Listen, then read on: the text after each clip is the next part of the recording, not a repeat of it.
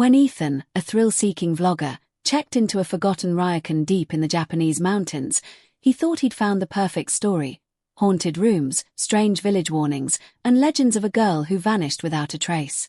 But what began as a one-night dare turned into a descent he couldn't escape. Because something ancient was watching.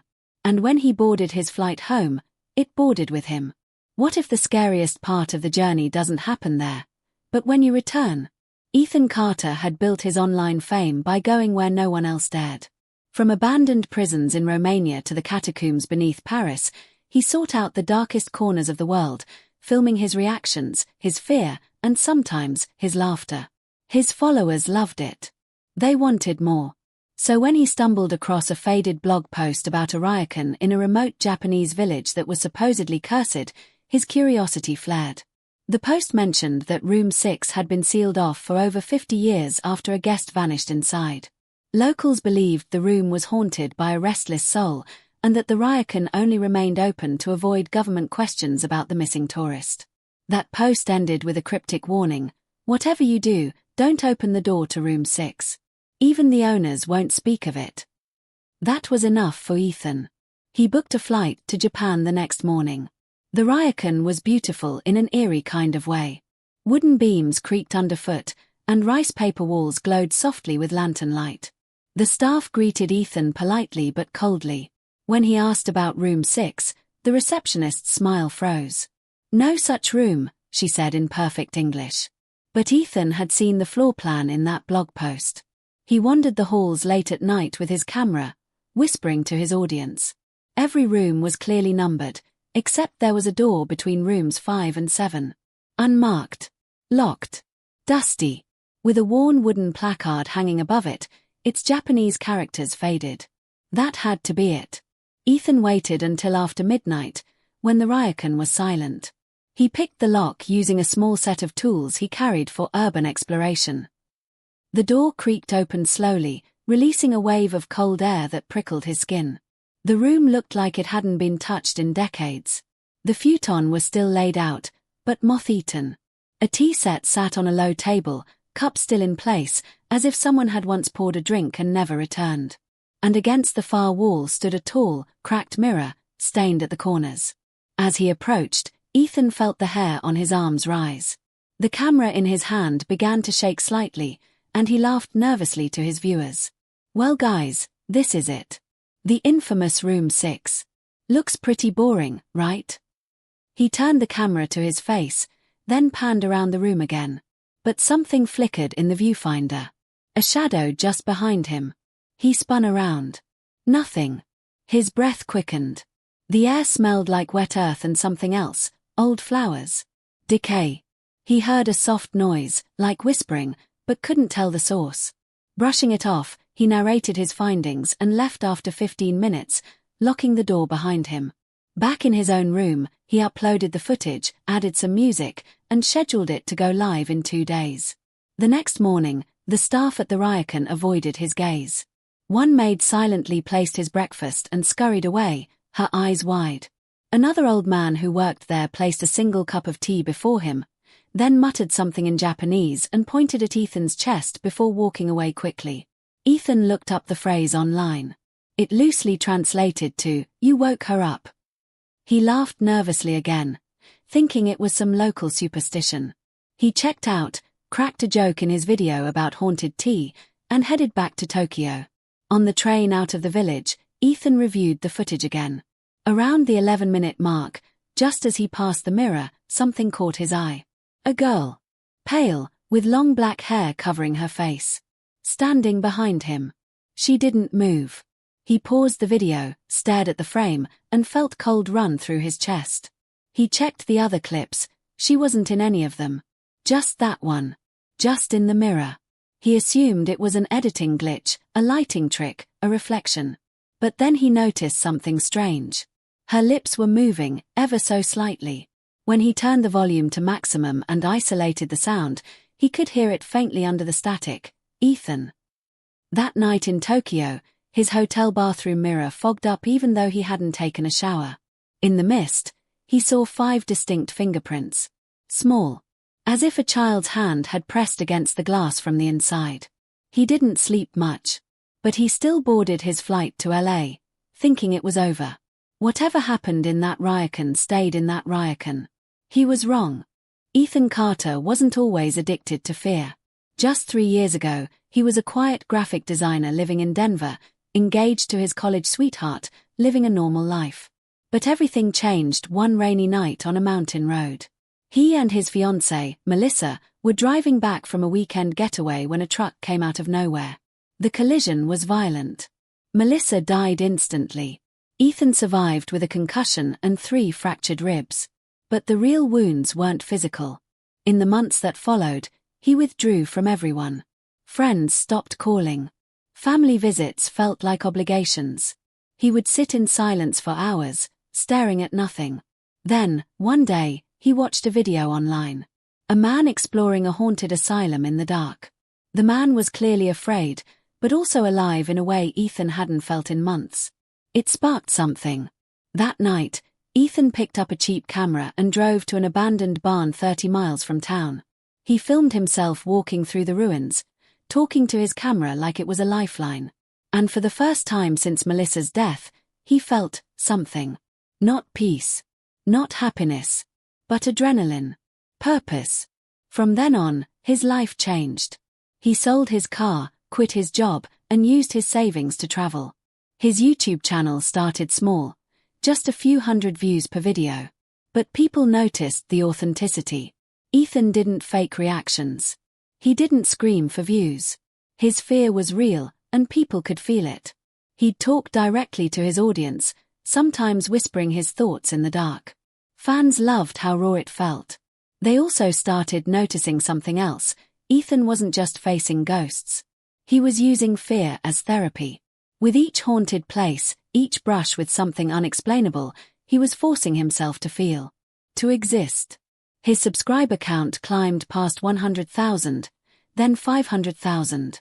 Brands offered sponsorships. Media outlets reached out for interviews. But Ethan never lost sight of why he did it. Every dark hallway, every creaking floorboard, it all helped drown out the memory of Melissa's final scream. Yet something strange also began happening. His most devoted fans started pointing out odd things in his footage. Shadows where there shouldn't be any. Whispers in foreign languages. A hand reaching out from behind a door that no one opened. Ethan brushed it off as pareidolia, people seeing patterns where none existed. Still, part of him wondered if all that darkness was starting to follow him. But he couldn't stop. He didn't want to. It was the only thing that made him feel alive. The haunted places, the adrenaline rush, the whispers in the dark, they became his home. His friends from the past slowly drifted away.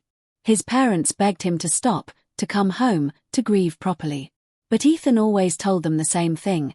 He was grieving, just differently. He didn't cry in a church pew. He screamed in basements that hadn't seen sunlight in a century. He wasn't looking for closure.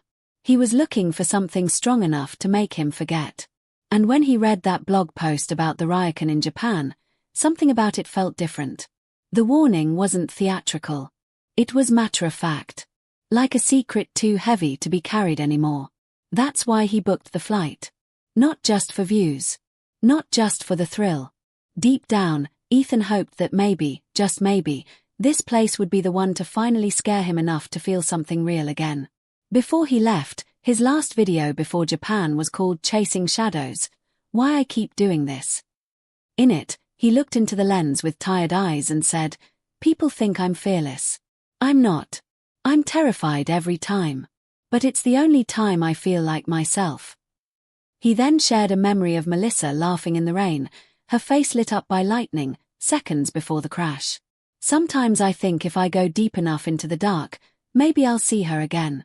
Maybe she's waiting for me out there." He smiled, but it didn't reach his eyes. "If I don't come back from this next trip, maybe I'm okay with that." His fans thought it was part of the act. A setup for a dramatic series. No one realized he meant every word. So when Ethan stepped into the Ryokan and asked about Room 6, he wasn't just poking at legend. He was daring fate. He believed if there was truly something supernatural in that room, it might be strong enough to answer the question he never said out loud. Why did he survive? And if the girl in the mirror had an answer, maybe he was finally ready to hear it. What Ethan didn't know was that something in room 6 had been waiting for someone just like him. Someone broken, someone open, someone who wouldn't run. And once it found him, it wasn't going to let go. After returning to Tokyo, Ethan felt drained but satisfied. He edited a teaser video from his Ryokan footage, set it to upload later that week, and thought little more about it. But that night, things started to feel off. He was staying in a sleek hotel in the heart of the city, a place that felt a world away from the dark wooden halls of the Ryokan. Yet as he brushed his teeth, he noticed something strange in the mirror above the sink. His reflection wasn't perfectly in sync. There was the tiniest delay, not even a full second, like a bad video call. He blinked. His reflection blinked too, but just a hair too late. He laughed it off, thinking he was just tired. Maybe the lighting, maybe the mirror itself. Still, he avoided it for the rest of the night. The next day, he felt sluggish, like he hadn't slept even though he had. He chalked it up to jet lag, wandered the city a bit, and tried to record a cheerful vlog. But his usual energy wasn't there. When he reviewed the footage, he noticed something even stranger than before. In every frame that showed his reflection, store windows, metal surfaces, water, it seemed like there was a shadow behind him. A girl's shape. Long dark hair. Head tilted. Always just out of focus. He paused the frame over and over, zoomed in, adjusted brightness, but it didn't help. Her face was always hidden. Always there. That night, his sleep was broken by the sound of footsteps. Soft. Deliberate. They echoed in the hallway outside his room. He got up and checked the door. No one was there. He returned to bed, only for the bathroom light to flicker on by itself. Then off. Then on again. This time, when he got up, the mirror was fogged, even though he hadn't used hot water. In the center of the fog, written in perfect English, was one word, Ethan. His heart pounded. He wiped it away and stared at his own face, looking for answers. But behind him, just for a split second, the girl's face appeared. No emotion. No expression. Just two dark eyes and a pale, still face. He turned around quickly. Nothing. The room was empty. But the lights flickered again. And the air smelled like damp soil and something floral, something sweet and rotting at the same time. The following morning, he tried to laugh it off to his audience in a short update video. "Okay guys, I think room 6 messed with my head," he said with a tired smile. "Maybe they pumped something into the air. Maybe it's just all the spooky vibes catching up with me." But he didn't post it. He deleted the footage as soon as he played it back. Because in the background of that clip, reflected in the TV screen behind him, the girl was there again. Closer this time. Standing behind his chair. Her face still hidden by her hair, but her hand was raised, fingers twitching as if reaching for his shoulder. Ethan tried to be rational. He went to a local tech shop and bought a brand new camera. He changed hotels. But nothing changed. The dreams started that night. Dreams where he was back in room 6, but it wasn't dusty anymore. It was alive. The tea set was steaming. The mirror was polished. And she was there, kneeling on the floor, combing her long black hair slowly, humming an old song. In the dream, Ethan couldn't speak. He just watched as she turned her head, still not showing her face, and whispered his name. Over and over. Ethan. Ethan. When he woke up, his hotel room was ice cold, though the thermostat was set to 22 degrees. His camera had turned itself on during the night and recorded him sleeping. In the corner of the footage, the door to the bathroom slowly creaked open by itself. A shadow passed across the mirror. Then nothing. Ethan couldn't take it anymore. He called his friend Tommy back in the States, a fellow vlogger who had explored temples in Indonesia. Tommy listened quietly and then said, "You brought something with you." Ethan asked if it could just be his mind playing tricks. Tommy hesitated and said, "Maybe. But if it's not, you need to deal with it fast." The tipping point came when Ethan returned home to Los Angeles. Everything felt heavy. His apartment smelled faintly of incense and mildew, even though no one had been there. The air felt dense. Lights flickered randomly. But the worst part was the mirror in his bedroom. On the first night back, he noticed a hairline crack running down the center. Then, slowly, night by night, the crack grew wider. And each time he looked, he felt like the reflection wasn't his anymore. His face looked wrong. His eyes were too dark. His mouth held a smirk he wasn't making. One night, he covered the mirror with a bedsheet, hoping to sleep peacefully. But he woke up hours later to the sound of tearing fabric. The sheet had been ripped down and shredded on the floor. Ethan finally checked the full footage from room 6. He hadn't watched the entire raw video since recording it. At around minute 13, the moment he passed the mirror, the camera caught something he didn't notice live. Her. Standing right behind him. Still. Silent. Her face inches from his, though he hadn't felt her breath. Then she turned slowly and walked out of frame. But the door never opened. She didn't leave the room. She simply vanished into the wall, like smoke slipping through cracks. Ethan paused the video, heart racing. He realized something chilling. From that exact frame onward, every shot, no matter the camera or the location, carried a strange static hum in the background. Barely audible, but always present. As if she had somehow embedded herself in the signal. Not in the room. Not in the mirror. But in him. And now, she was watching. Once Ethan was back in Los Angeles, his apartment no longer felt like his own. The silence wasn't comforting, it pressed against his skin like a cold cloth, heavy and suffocating. The once familiar sounds of the city outside seemed distant, as if muffled by a layer of something thick and unseen. Every room felt occupied, though no one else lived there. His cat, Milo, had vanished within 2 days of his return. No paw prints, no noise, no signs of escape. The front door had been locked. All the windows sealed. Ethan found a single long strand of black hair in Milo's empty bed and refused to think about what that meant. At first, he tried to convince himself that it was just sleep deprivation. Maybe trauma from all the intense places he had visited was finally catching up. But things escalated.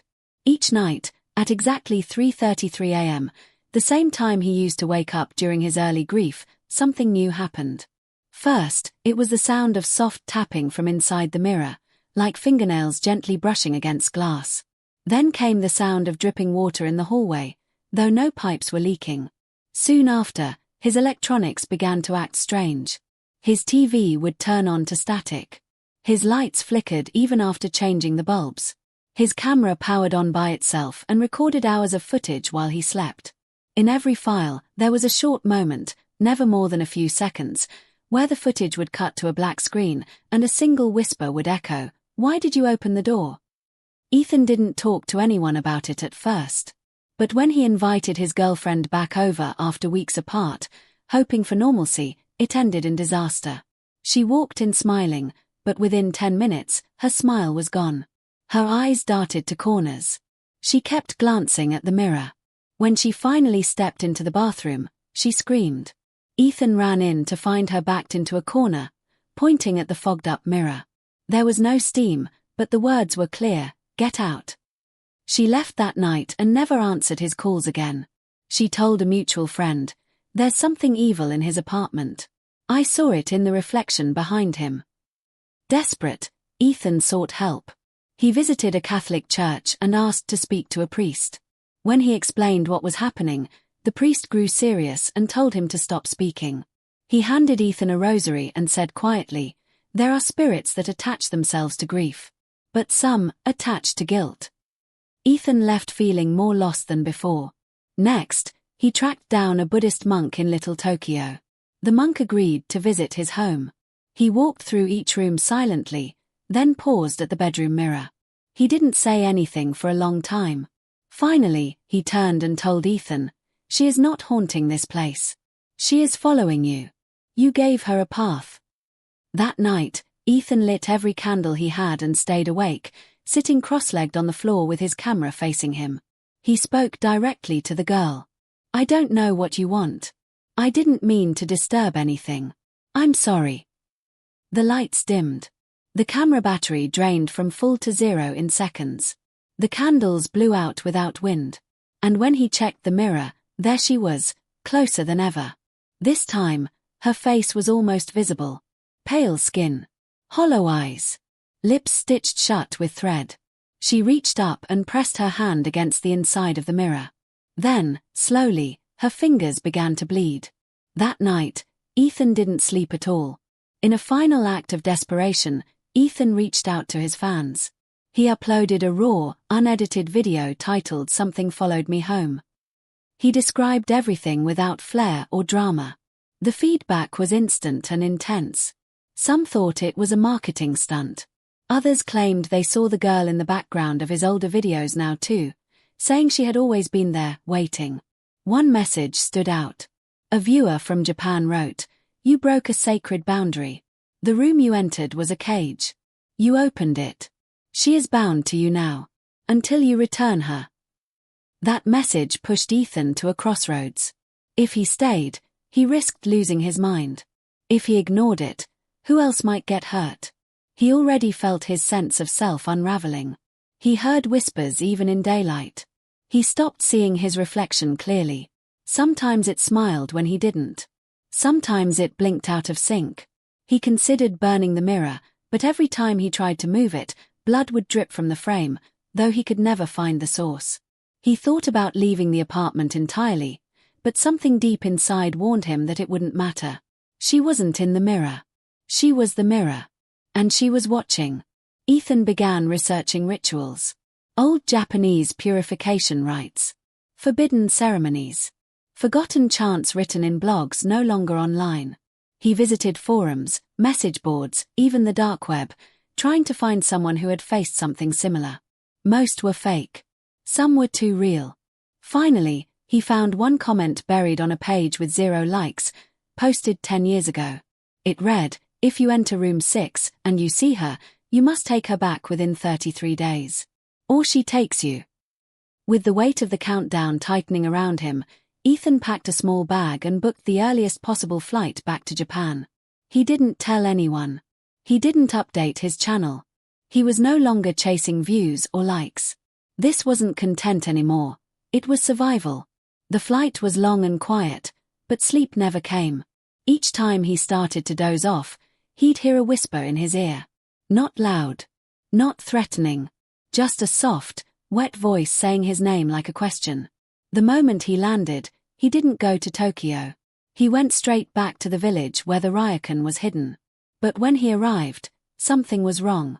The front gates were shut. Weeds had grown wild around the entrance. A sign on the gate read "Closed indefinitely." The Ryokan looked abandoned, like it hadn't been touched in years, not weeks. Confused, Ethan wandered the village trying to find someone, anyone, who knew what had happened. Most ignored him. One woman even crossed herself and walked away the second she saw his face. Finally, he found an old man sweeping outside a tea shop. When Ethan mentioned room 6, the man's expression changed instantly. His eyes went dark, and he gripped his broom tighter.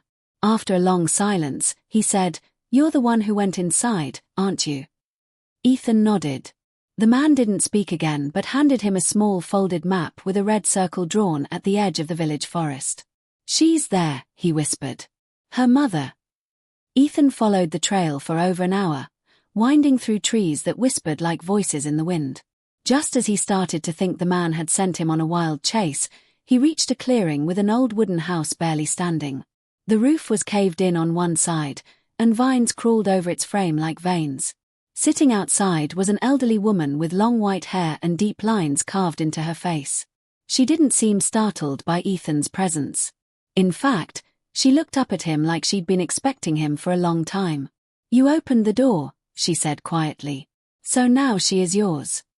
The woman invited Ethan inside, where old photographs covered the walls. Dust floated in the air like ash. She pointed to one picture, an image of a young girl with long dark hair and sad eyes. "My daughter. Her name was Aya." Her voice shook, but she continued. Aya had been a quiet child, always afraid of strangers, always hiding in corners. When she turned 16, she took a job at the Ryokan as a cleaning girl. One winter night, a man checked in and never left. He was found dead in room 6, his eyes wide open, his face twisted in terror. No wounds. No signs of struggle. Just frozen fear. Aya was blamed. They said she must have poisoned him. But she swore she didn't. The villagers didn't believe her. The shame broke her. One night, she locked herself in room 6 and was never seen again. The woman's voice dropped to a whisper. But she didn't die. Not all of her. When the Ryokan owner found the room empty and the mirror cracked, he tried to erase her from memory. He sealed the room. Told guests it didn't exist. But Aya was still there, trapped in the reflection. Angry. Alone. She needs a host to leave, the woman said. Someone to look at her. Someone to open the door not just with keys, but with sorrow. You did both. Ethan's chest felt like it was caving in. Everything made sense now. The whispers. The mirrors. The way his grief had pulled her in. The woman stood slowly and handed Ethan a small, yellowed envelope. Inside was a handwritten ritual, a chant written in old kanji, and a burned fragment of cloth. This was hers, she said. You can try to return her. But it must be done in the place where she was trapped. And you must be alone. She warned him not to speak during the ritual, no matter what he saw or heard. She will try to confuse you. Show you what you miss. Don't believe her. If you answer her, she stays with you. Forever. Ethan left the house and returned to the Ryokan that night. The front door creaked open like it had been waiting. Inside, the halls were darker than he remembered. The lanterns didn't flicker. They were simply dead. His footsteps echoed like he was walking through a cavern. He found room 6 easily, even though the door was covered in thick dust and the placard had rotted. He unlocked it with the same pick he used the first time. The room hadn't changed. The same futon. The same tea set. And the mirror, now completely shattered except for a single piece in the center that still reflected his face. Only it wasn't his face anymore. It was hers. Ethan sat in the middle of the room, lit the incense the woman had given him, and read the chant aloud. The temperature dropped immediately. The shadows thickened. And then, Aya appeared. She stepped from the mirror like smoke, her feet not touching the ground. She didn't speak, but her stitched mouth trembled. Ethan kept reading. She moved closer. Her eyes bled. Her fingers curled. She reached out and touched his chest. And in that moment, Ethan saw everything. Her pain, her fear, her final scream. She wasn't a monster. She was a memory that refused to fade. But she was also angry. She wanted to be seen. And Ethan, broken and grieving, had seen her. As the ritual ended, Aya began to fade. The air grew warmer. The lights flickered back on. She looked at him one last time, and for the first time, she smiled. Then, she vanished. Ethan sat there for hours, not sure if it had worked. But the room felt empty again. Finally, he stood, looked into the mirror. Just his reflection. Just him. For now. Ethan returned to Los Angeles a week later, changed in ways he couldn't fully explain. The city looked the same, but it didn't feel the same. Everything felt quieter, as if something had been peeled back and never fully replaced. The noise of traffic, the hum of lights, even the buzz of conversation on the street seemed muffled, like the world had turned down its volume. He unlocked his apartment and stood in the doorway for a long time before stepping inside. There were no strange smells. No flickering lights. The mirror was still there, but it didn't feel alive anymore. He cautiously approached it, half expecting Aya's face to appear. But it was just him now. His reflection blinked in perfect time. His breath didn't fog the glass. The silence in the room wasn't threatening anymore. It was peace. For the first time in weeks, he exhaled and let his shoulders drop. He tried to go back to his usual life. He cleaned up the apartment, deleted the disturbing footage he had never posted, and took down the mirror entirely. It felt symbolic, like closing a door that should have stayed shut all along. His fans, confused by his silence, flooded his inbox with theories. Some thought he had gone too deep. Others believed he was faking the entire thing. A few begged for more videos, more fear, more content. But Ethan stayed quiet. He didn't know how to go back to that version of himself. He no longer wanted to poke at darkness just for entertainment. He had seen what happens when you treat the dead like stories. And he didn't want to tell that kind of story anymore. Still, Something about him was different. He didn't feel haunted, but he didn't feel whole either. At night, he often sat on the couch and stared at the wall where the mirror once hung. Not because he expected anything to happen, but because he missed the silence that had followed the ritual. A silence that felt like a thank you. Or a goodbye. He began to wonder if maybe, just maybe, part of Aya had stayed with him. Not in a terrifying way, but like a shadow. A quiet memory that refused to leave completely. He couldn't explain it. Sometimes he would wake up with tears in his eyes and not know why. Or hear a soft humming in the shower, even though the radio was off. Once, he swore he smelled cherry blossoms on a cold night breeze coming through his bedroom window. Aya's scent. Or what he imagined her scent would be. He didn't tell anyone. He wasn't sure they'd believe him. He wasn't sure he believed himself. Weeks passed. Then a month. Then 2. Ethan finally posted a video. Not an exploration, not a ghost hunt. Just him. Sitting in front of the camera. He spoke softly, simply. He didn't go into detail. He didn't mention Aya by name. He just said, sometimes, we chase fear to feel something. But fear isn't meant to be kept. And if you carry it home, it becomes part of you. The video didn't go viral. But those who watched it said it felt different. Honest. One comment read, "You look like you finally slept." Another said, "There's something sad in your eyes now. But peaceful too." But Ethan knew the story wasn't truly over. One night, months later, he was organizing old footage, trying to delete old files and clear his hard drive. He stumbled on a folder he didn't remember creating. Inside was one video. No title. No thumbnail. He clicked it open. The screen was black at first. Then the frame slowly brightened. It showed his old apartment. His couch. His mirror. But the room was empty. No sound. No intro. No voice. Just stillness. Then, at the 20-second mark, a shape moved across the mirror. A girl. Not facing the camera. Just standing with her back turned. Hair long. Head slightly tilted. The same way she looked the first time he saw her in the Ryokan. He checked the file metadata. It had been recorded a week ago. But Ethan hadn't filmed anything since returning. His chest tightened. He closed the file, but it stayed on the screen for another 5 seconds before finally shutting. The cursor moved on its own. Then stopped. Then everything went still again. He stared at the monitor for a long time. Then reached out and unplugged the computer without saying a word. That night, he placed a single tea cup in front of the mirror's old spot. He didn't say anything. Just sat there in silence. For her. For himself. Maybe as a thank you. Maybe as an apology.